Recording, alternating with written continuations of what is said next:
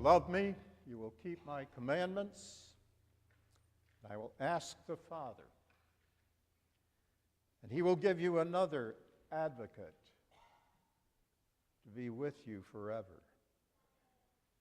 This is the Spirit of truth, whom the world cannot receive because it neither sees him nor knows him. You know him because he abides with you, and he will be in you.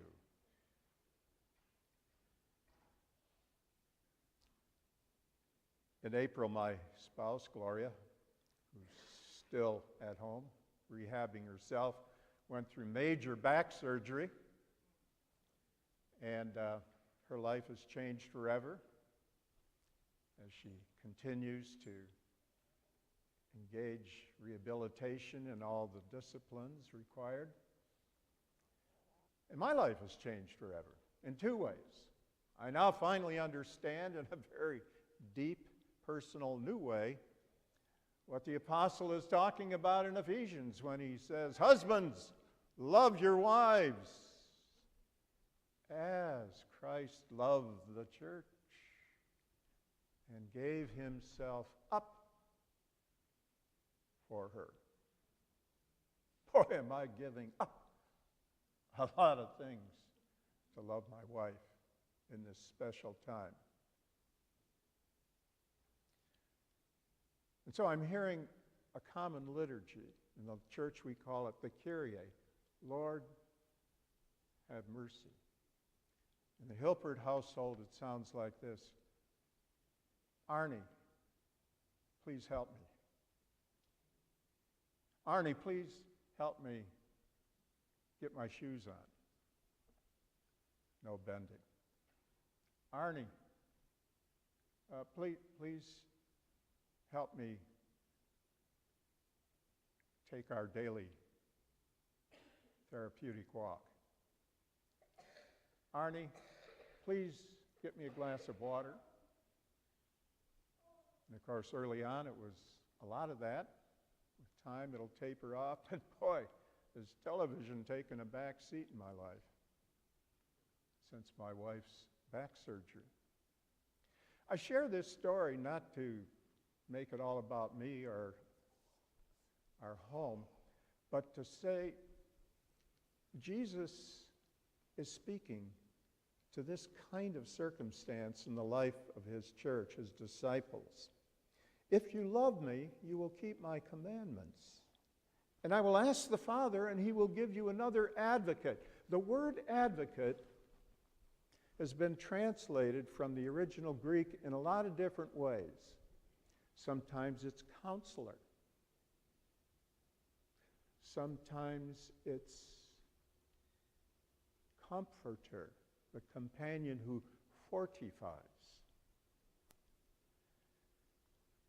But it's used in the same context and as a synonym for Spirit of truth.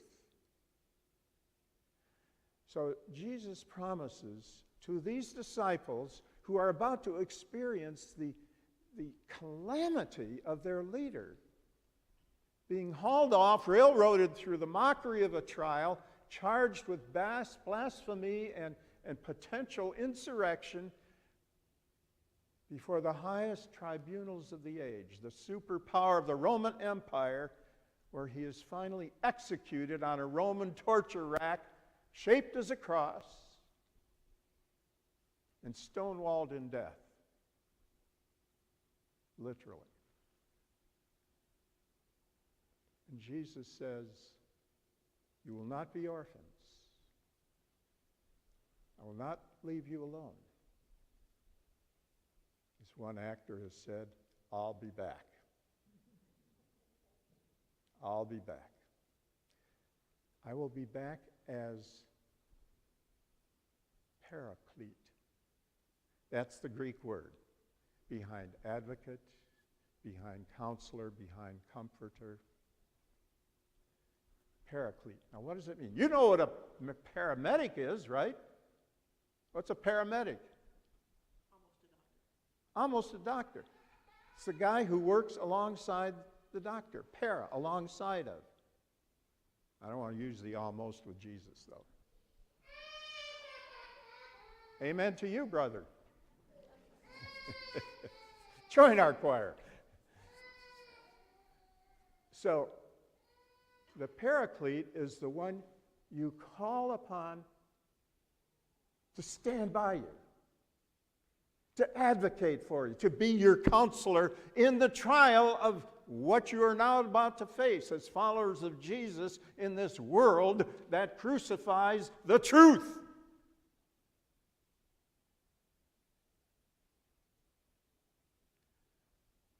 That's why we today need the Paraclete,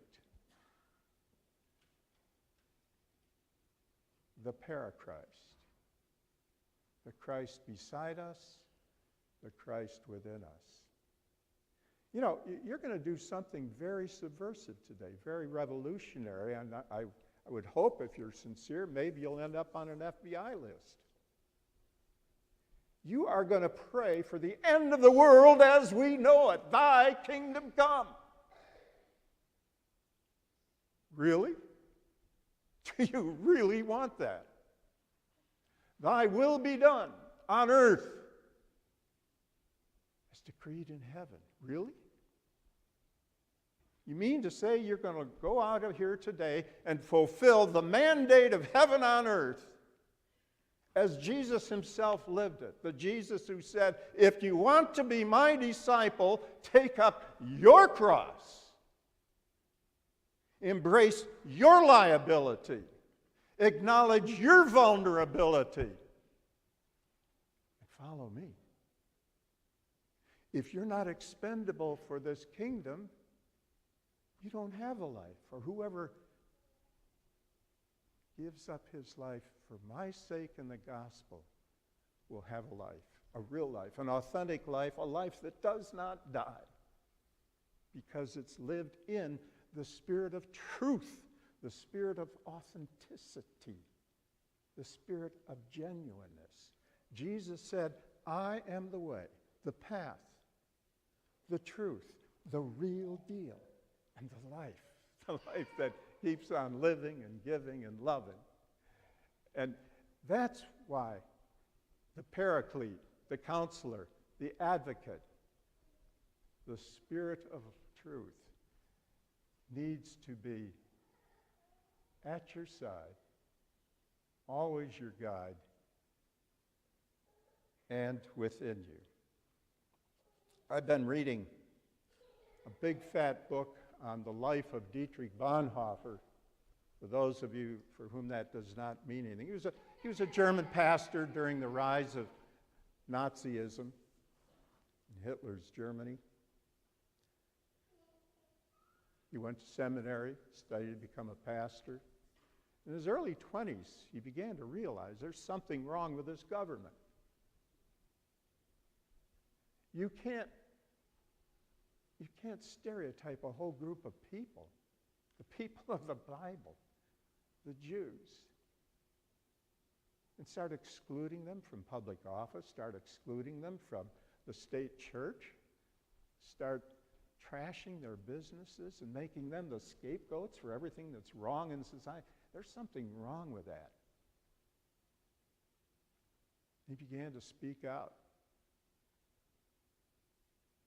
He began to speak out so strongly that it created a division in the church between those who were okay with Hitler, okay with his propaganda and his lies and his empty promises, okay with his remote, hidden work camps and torture camps, ultimately death camps by the millions. They're okay with that. And then there was this other church that emerged called the Confessing Church, the church willing to take a stand, willing to risk the cross, willing to live for something bigger than let's just go along to get along. No, they took a stand. And it was a costly one. Ultimately, the Nazi regime had enough of Dietrich Bonhoeffer and people like him. He was arrested, put in prison in Flossenburg, Germany, and with other prisoners, Jews. He was hung with piano wire. Buried in a mass grave.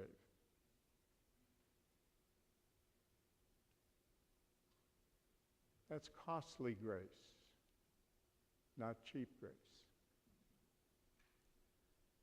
It's the grace of discipleship, the grace lived in the spirit of truth, authenticity, genuineness, the real deal. Our Father who art in heaven, hallowed be thy name. Did you remember, honey, to bring the coupon so when we shop after church, we can get that deal? A Papa Murphy's Pizza.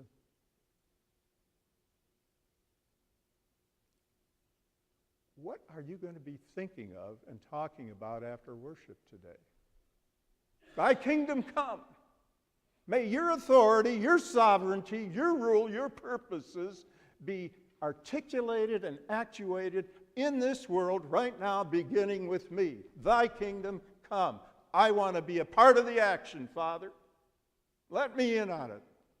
Sign me on as an apprentice son or daughter of you so that your will, your mandate is fulfilled on earth as decreed in heaven, as lived out by Jesus who died on a Roman torture rack to save us from ourselves.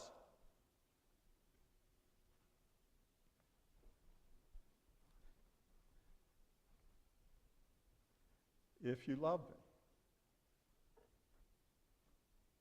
you will keep my commandments.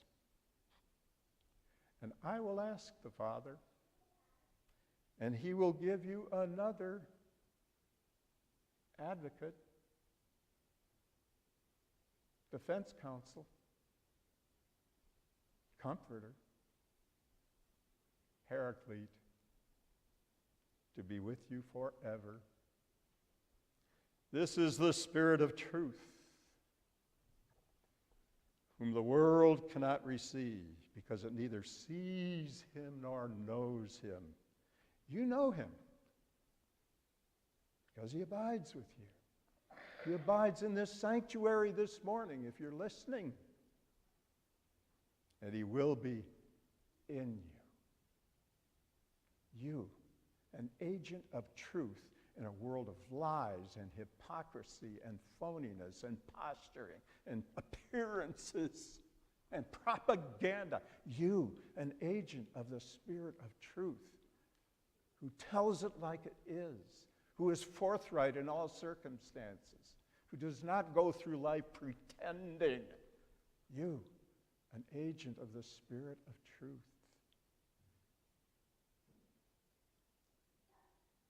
I will not leave you orphaned.